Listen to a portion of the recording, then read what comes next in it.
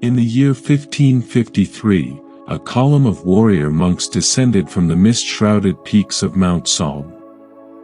Their saffron robes were tucked for travel, their staffs weathered from years of training. They were marching toward the eastern coast of China, where Japanese pirates had been burning villages and terrorizing coastal communities for decades. What awaited them would become one of the most extraordinary chapters in martial history, a clash between disciplined monastic warriors and some of the most feared raiders in East Asia. Let's travel back to the mid-16th century, to understand what brought these monks so far from their mountain home. The Chinese coast during the Ming Dynasty was a place of constant anxiety. Merchant ships dotted the harbors, their holds filled with silk, porcelain, and tea destined for distant markets. Fishing villages stretched along the shoreline, their economies built on the rhythm of the tides. But since the 1540s, a new terror had arrived with those same tides. They were called woku, literally, Japanese pirates, though in truth, these raiding parties were often mixed crews. Japanese ronin, masterless samurai who had lost their lords in Japan's endless civil wars, formed the core. But Chinese smugglers, Korean sailors, and other desperados joined their ranks. What united them was desperation and the promise of plunder. The woku raids followed a brutal pattern. Their fast ships would appear on the horizon at dawn, catching villages unprepared. The raiders moved with military precision, not the random violence of common thieves, but the coordinated assault of trained warriors. They would strike fishing communities first, then move inland, overwhelming local militias who had neither the training nor the equipment to stop them. Historical records from the period describe the aftermath of these raids in stark terms. The Ming Shirlu, the official Ming Dynasty chronicles, documented raid after raid throughout the 1540s and early 1550s. Villages burned. Granaries emptied. Families torn apart. The provincial government in Zhejiang province estimated that tens of thousands of people had been killed or displaced by 1553. The Ming military struggled to respond effectively.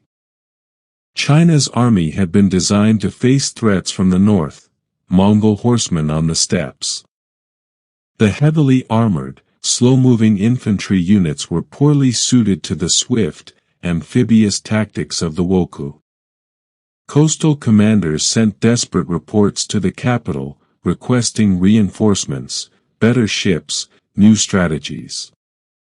But the bureaucracy moved slowly, and the raids continued. It was in this climate of crisis that someone remembered the monks of Shaolin. The Shaolin temple sits in the foothills of Mount Song, in what is now Hunan province. Founded in 495 CE, it had stood for over 1,000 years by the time the woku crisis reached its peak. But Shaolin was not always known for martial prowess. In its early centuries, Shaolin was simply one of many Buddhist monasteries scattered across China, a place of scripture study, meditation, and quiet devotion.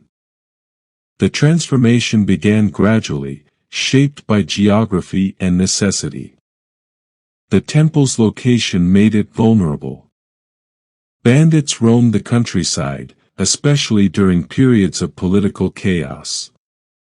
Monks needed to protect themselves during pilgrimages, guard the temple's modest wealth, and occasionally defend against raiders who saw an isolated monastery as an easy target. According to temple tradition, the foundations of Shaolin martial arts were laid during the early Tang dynasty, around 620 CE. When the future Emperor Tang Taizong was still fighting for control of China, a group of Shaolin monks aided his forces against a rival warlord. The monks fought with staffs, supposedly helping to capture the warlord's nephew in a crucial battle. In gratitude, the emperor granted the temple special privileges, including permission to maintain a force of warrior monks.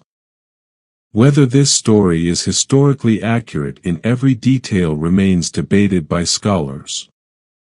But what's certain is that over the following centuries, Shaolin developed a sophisticated martial tradition. Techniques were passed down through careful instruction, refined over generations. Forms, choreographed sequences of movements, preserved fighting techniques like a physical library. The weapons training at Shaolin focused heavily on the staff. This made practical sense for several reasons. First, Buddhist precepts discouraged the taking of life, and a staff could be used to subdue without killing. Second, staffs were everywhere. A walking stick, a carrying pole, a piece of firewood could all become defensive tools. Third, staff technique developed strength, coordination, and timing that transferred to other weapons. But the monks didn't just learn to fight. Their training was integrated with their spiritual practice. Physical conditioning began before dawn, with exercises designed to build flexibility, balance, and endurance. The famous martial forms were practiced with meditative focus, each movement executed with full attention. This wasn't brutality, it was discipline refined into art.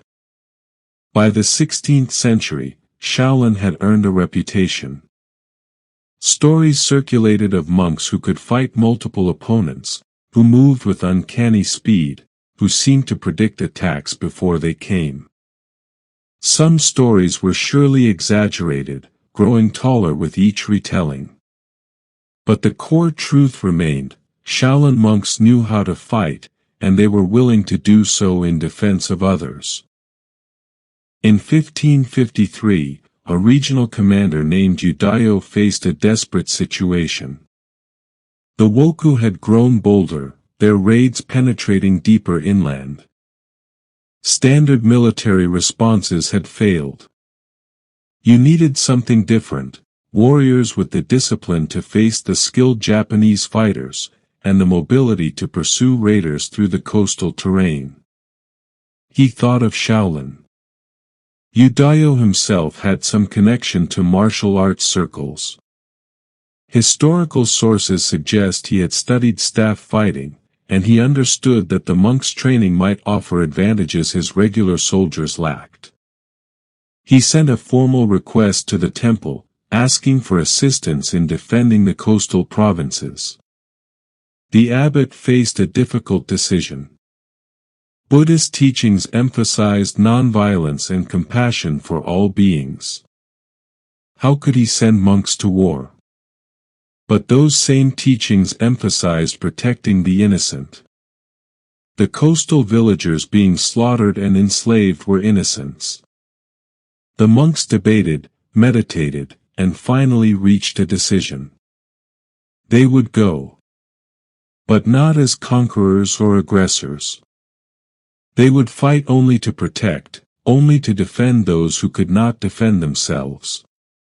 According to the Shaolin Temple Chronicles, approximately 120 monks volunteered for the expedition. They were led by a senior monk whose name appears in records as Monk Yuekong, empty void. Little is known of his personal history, but the sources describe him as a master of staff technique who had spent decades perfecting his art. The journey from Mount Song to the Zhejiang coast covered several hundred miles. The monks traveled on foot, maintaining the same disciplined routine they followed at the temple. They rose early, practiced their forms, walked throughout the day, and meditated in the evening.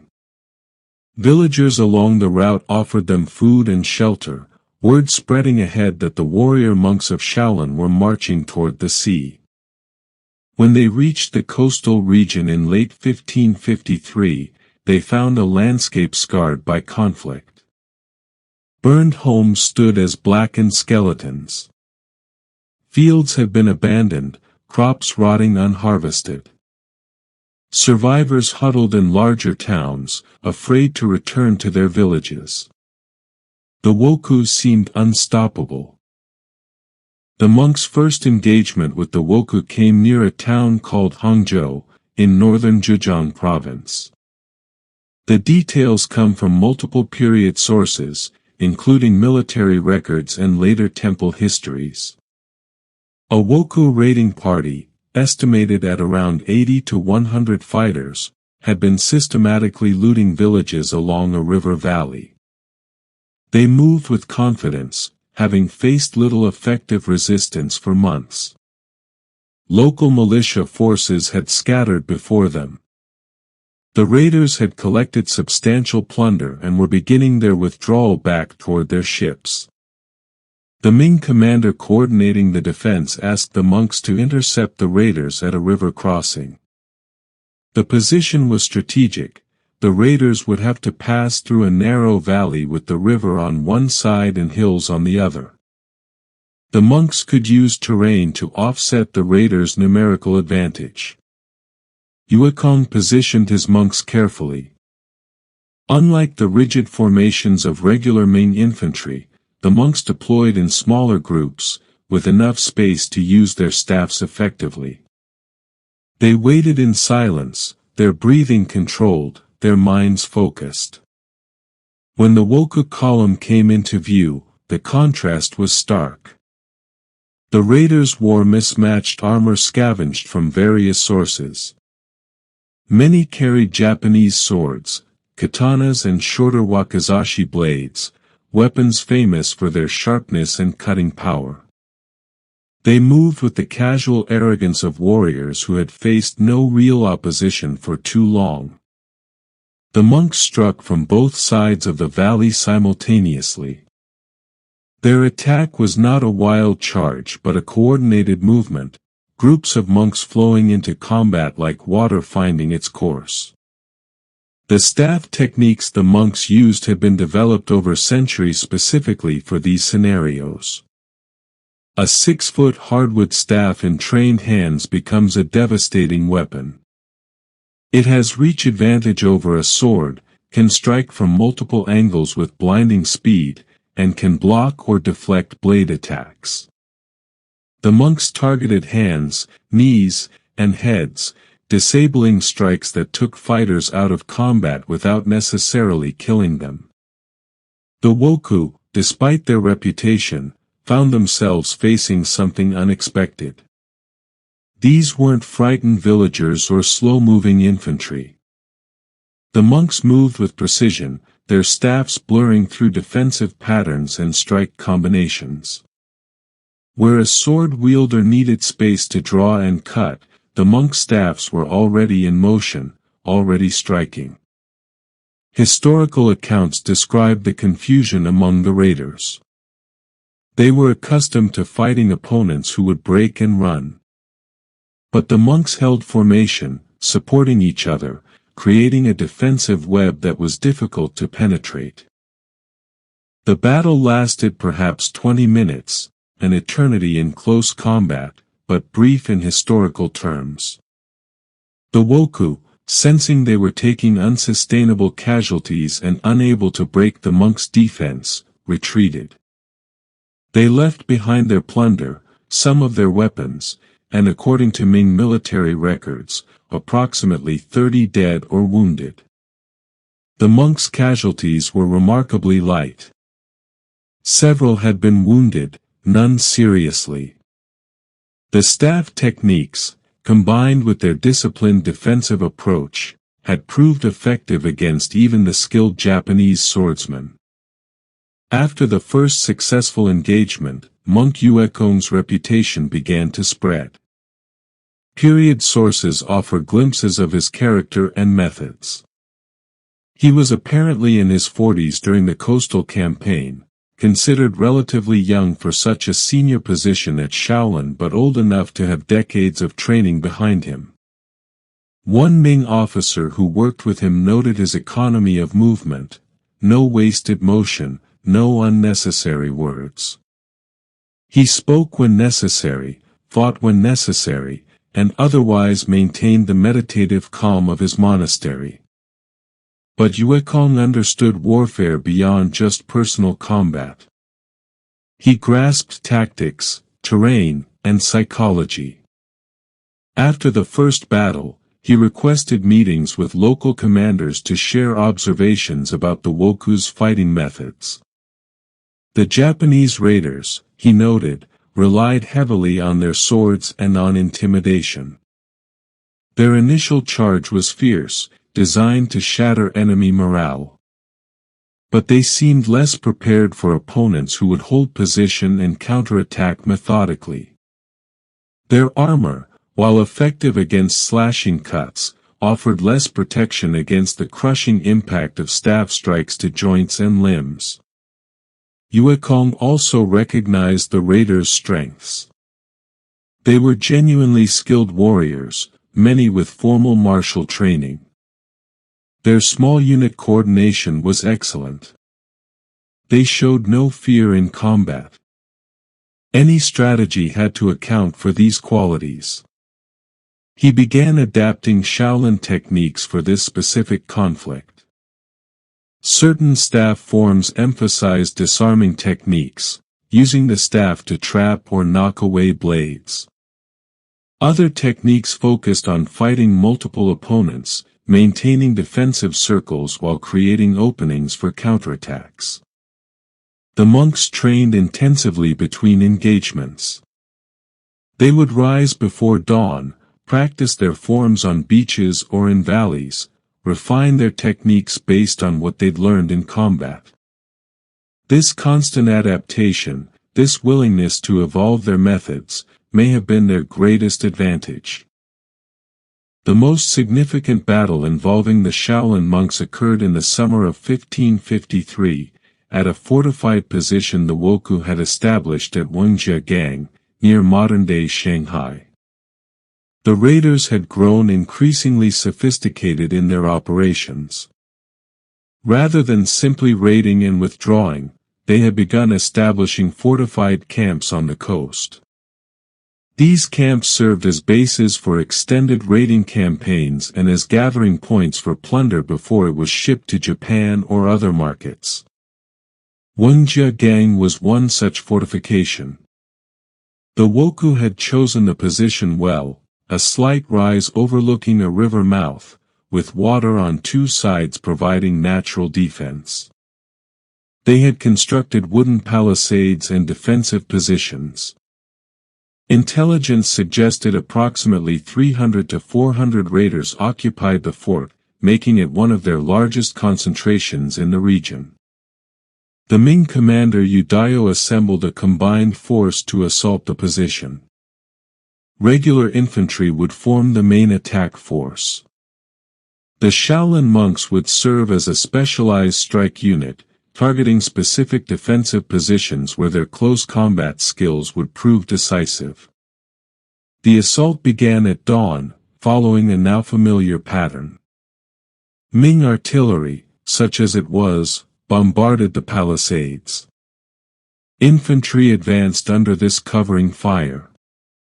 But the Woku defense was strong, their position advantageous. The initial infantry attack stalled under a withering counterattack. This is where the monks entered the battle. Yue Kong led a group of approximately 40 monks in a flanking maneuver, approaching the fortification from the water side where defenses were weaker. They moved through marshland that the Woku had dismissed as impassable, their staff training having developed the balance and body control needed to navigate difficult terrain. They struck a section of the palisade from an unexpected angle. Using their staffs as levers and battering rams, they opened a breach. Then they poured through into close combat, fighting through the confused defensive positions inside the fort. What followed was some of the most intense fighting of the campaign. Inside the confined space of the fortification, the monks' staff techniques proved devastatingly effective. They moved through defensive positions, clearing pathways for the infantry following behind them. Their training in fighting multiple opponents, their stamina from years of conditioning, their mental discipline that kept them focused amid the chaos of battle, all of these factors combined. A period source, the Chohai Tubian, Illustrated Compendium on Maritime Defense, describes Monk Yuekong personally defeating multiple enemy warriors.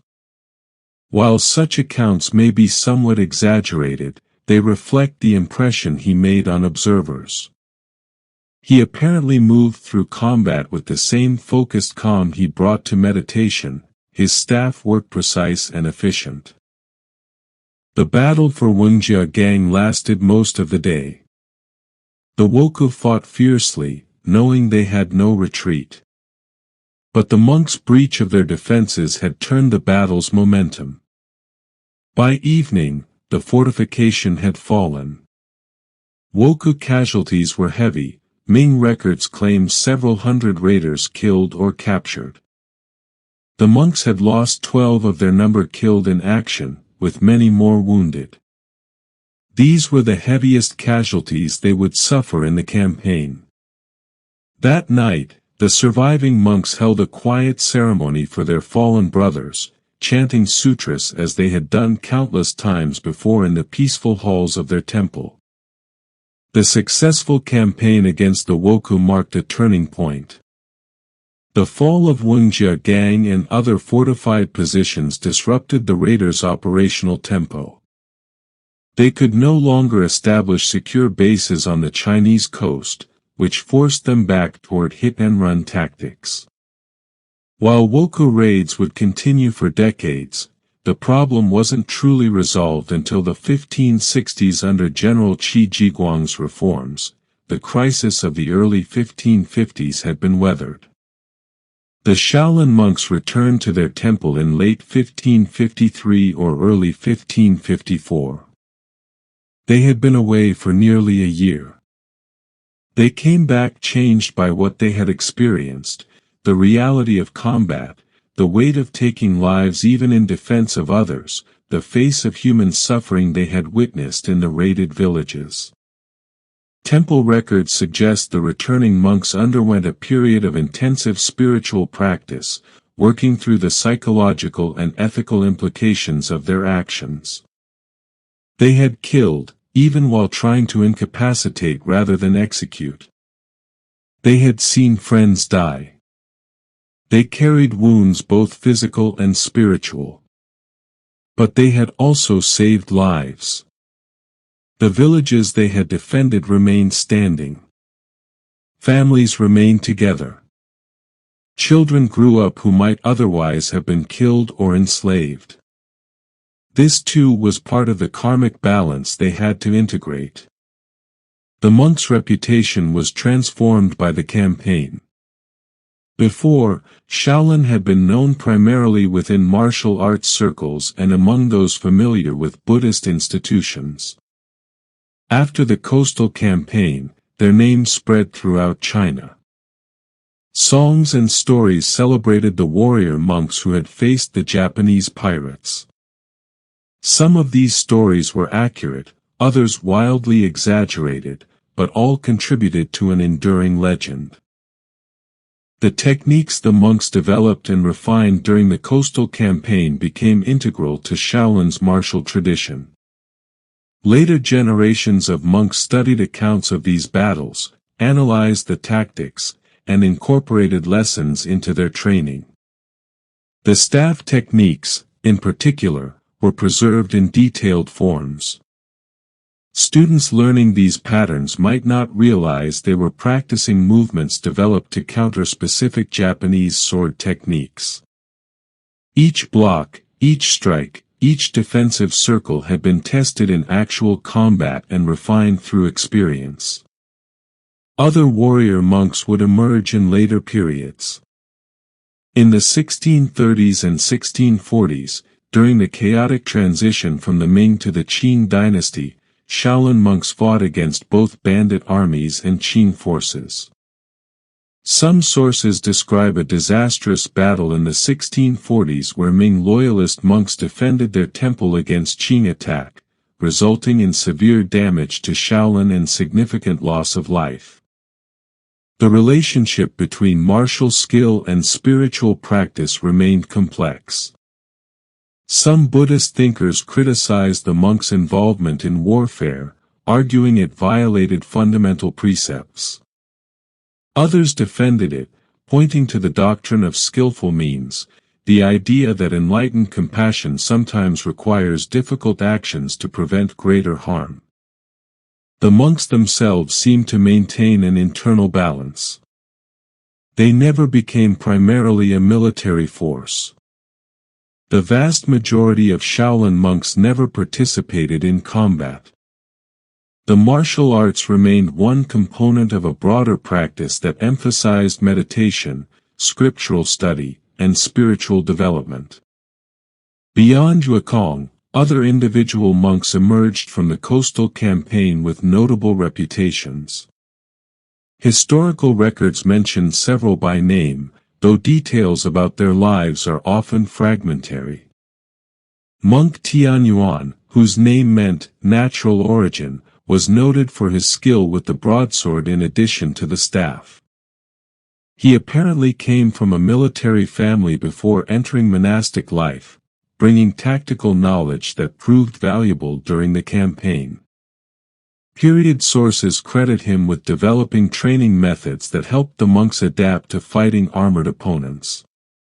Another monk, Zongqing, whose name meant ancestral clarity, was described as a giant of a man, unusually tall and powerfully built even by warrior monk standards. He specialized in techniques for fighting multiple opponents simultaneously, using his size and reach to control space around him.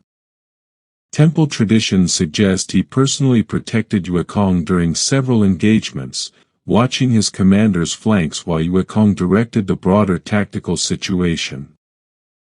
These men were not simply martial artists, they were monks who had dedicated their lives to Buddhist practice. They maintained their meditation schedules even during the campaign. They continued to chant sutras. They practiced compassion toward enemies when possible, tending to wounded raiders who could not flee. This combination of martial prowess and spiritual discipline created warriors with unusual psychological resilience.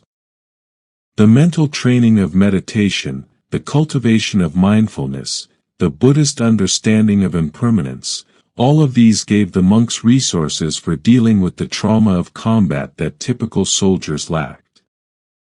Understanding what made Shaolin staff fighting so effective requires looking at the technical details. The 6-foot staff, typically made from dense hardwoods like ash or waxwood, becomes an extension of the body in trained hands. The basic principle is constant motion. Unlike a sword, which has a sharp edge requiring specific orientation, a staff can strike effectively from any angle. A competent staff fighter keeps the weapon moving in continuous circles and spirals, creating a defensive shell while constantly threatening attacks. The footwork is crucial. Shaolin training emphasized mobile, balanced stances that allowed rapid changes of direction. This mobility let staff fighters control distance, moving in to strike, then sliding back out of range before an opponent could counter. Against swordsmen, this was essential: stay too close too long, and a sharp blade would find an opening. Target selection reflected the Buddhist precept of compassion even in combat. Rather than going immediately for killing strikes, trained monks targeted hands, wrists, knees, and elbows. A staff strike to the hand could break bones, causing a warrior to drop his weapon. A strike to the knee could cripple movement, taking someone out of the fight. These were disabling techniques, effective but potentially non-lethal. Of course, in the chaos of battle, such precision wasn't always possible. Head strikes, which could easily kill, were taught and used when necessary. The monks weren't pacifists in combat, they were warriors who tried to apply their principles even in violent circumstances. The training methods that produced this level of skill were rigorous. Young monks spent years on basic conditioning before ever learning combat applications. Flexibility training, balance exercises, endurance conditioning, all of this prepared the body for martial training. Then came years of form practice, drilling the fundamental movements until they became instinctive. Only after mastering forms would students begin partner training, learning to apply techniques against resistance. This extended training timeline meant that a monk who went to the coastal wars had typically been training for a decade or more. They had internalized their techniques at a level deeper than conscious thought. In combat, they didn't need to think about how to move, their bodies simply responded. The Shaolin monks' participation was just one piece of a larger, complex conflict that reshaped the Chinese coast. Understanding the broader context helps explain why these monks made such an impact. The Wokou crisis exposed deep problems in Ming Dynasty governance and military organization. The coastal provinces had been neglected by a government focused on northern frontier defense. Local officials were often corrupt, military units were poorly trained and equipped, and coordination between different regional commands was weak. The Ming Emperor and his court had initially responded to Wokou raids with edicts and commands, seemingly unaware that paper orders don't stop determined raiders. It took years of escalating violence before serious military reforms were implemented. General Qi Jiguang, who arrived on the coast in 1555, brought systematic reforms. He reorganized military units, developed new weapons and tactics specifically for fighting the Wokou, and implemented rigorous training programs. His methods, detailed in military treatises that survive to this day, combine traditional Chinese martial arts principles with practical battlefield innovations. Interestingly, Qi Jiguang's reforms were influenced by his observations of the Shaolin monks' successes. He incorporated staff training into his military curriculum, adapted some of their small unit tactics, and emphasized the kind of disciplined, intensive training that produced the monks' effectiveness. His armies, combined with improved naval defenses and diplomatic agreements with Japan, finally suppressed the Wokou threat by the late 1560s. The crisis also prompted cultural changes. Martial arts, which had been practiced but not necessarily celebrated in mainstream Chinese society, gained new respect. The idea of the martial artist as protector, embodied by the Shaolin monks, entered popular culture through plays, stories, and eventually novels. This period marked the beginning of what would become the wuxia tradition, martial arts fiction that remains popular in Chinese culture today. Shaolin Temple's involvement in the coastal wars cemented its reputation, but also created complications that would affect the temple for centuries. The publicity was a double-edged sword. On one hand, it brought prestige, donations, and students eager to learn from the famous warrior monks. On the other hand, it attracted attention from government officials who began to view Shaolin as a potential military resource, or threat. During the Mingqing transition in the mid-17th century, Shaolin became embroiled in the dynastic conflict. Some monks supported the failing Ming dynasty against the Manchu Qing invaders. This led to the temple being targeted by Qing forces. In 1647 or 1648, historical accounts vary, the temple was attacked, significantly damaged, and many monks killed. While the temple eventually recovered under Qing rule, this episode showed the danger of monks being drawn into political and military conflicts.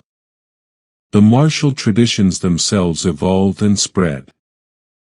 Monks who left Shaolin, either as missionaries or after retiring from monastic life, taught in various regions of China.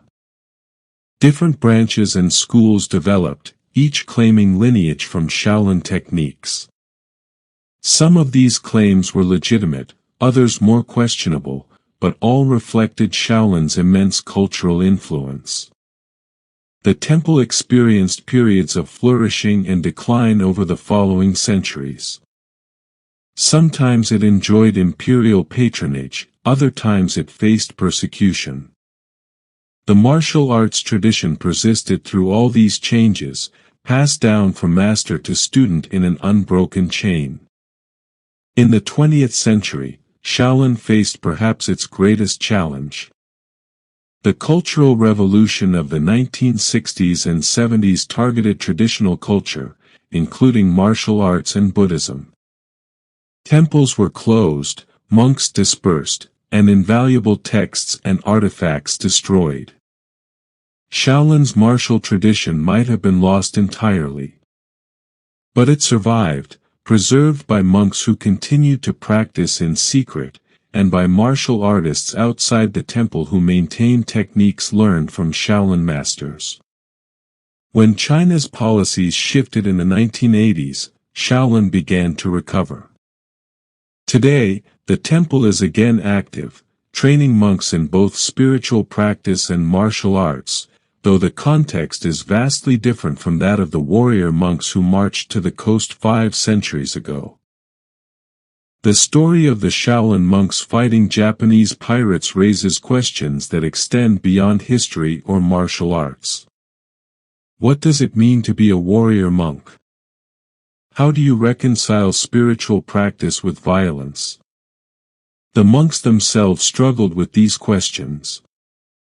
Buddhism's first precept is to avoid killing. The doctrine of karma suggests that violent actions create negative consequences that ripple through lifetimes. How could monks who meditated on compassion take up weapons and go to war? The answer, as the monks understood it, lay in intention and context. They didn't fight for conquest, glory, or revenge. They fought to protect those who couldn't protect themselves. They used their skills to minimize suffering, even if that meant causing some harm in the process. This was the doctrine of skillful means, wisdom applied to difficult circumstances. This doesn't resolve the contradiction easily.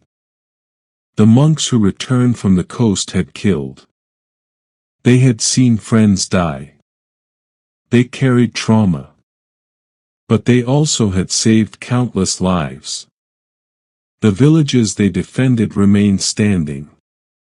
How do you weigh these outcomes? Perhaps the answer is that there is no clean answer. The monks lived with moral complexity, doing their best to apply their principles in an imperfect world. They trained as warriors not because they loved violence, but because they recognized that sometimes peace requires the capacity for defense.